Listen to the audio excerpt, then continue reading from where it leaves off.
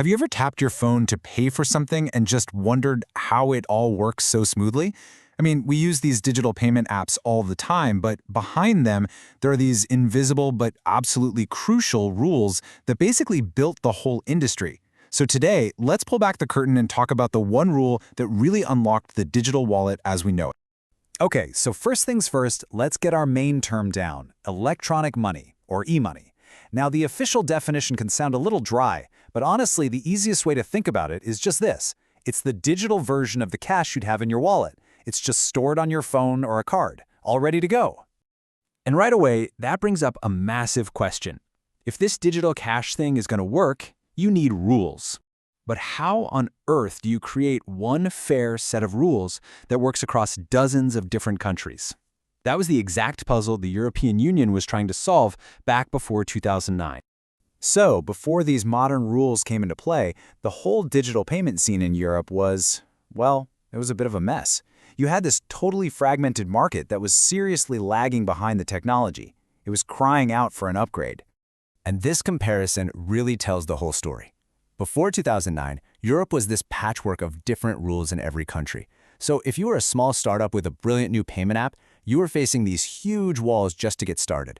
The goal was to knock those walls down and create one single competitive market for everybody. Yeah, it got to a point where everyone realized this just couldn't go on. A modern, coordinated plan was absolutely necessary. And the goal was pretty simple, really. Create one unified market for payments that would help everyone, from you buying a coffee to the shop that's selling it. And that plan came in the form of a brand new rulebook. So let's introduce the hero of our story.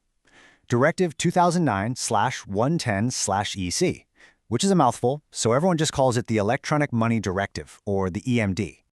This quote really gets to the heart of what they were trying to do. The official mission wasn't just to tweak things a bit, it was to create a true single market. And those keywords, true and single, are everything. It meant building one unified competitive space where the best ideas could actually win.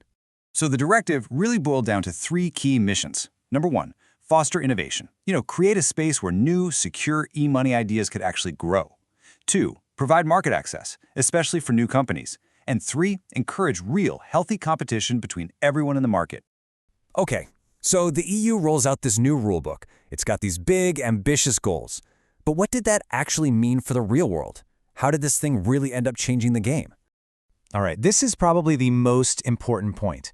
The EMD was really designed to help the underdog. Its biggest, most powerful impact was that it basically lowered the castle drawbridge, making it way easier for new, innovative companies to get into the market and actually compete with the big, established players. So how did they do that? Well, a huge part of the answer is this number, 350,000 euros. This was the new, much lower initial capital requirement. Before this, you needed a ton more cash just to get your foot in the door.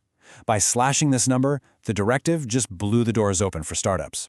And the ripple effects were massive. For us, the consumers, it meant more choice and better services. For businesses, it meant more chances to innovate. For startups, this was the green light they'd been waiting for, giving them a shot at the entire EU market. And really, the whole EU economy got a boost from a way more dynamic and competitive payment scene.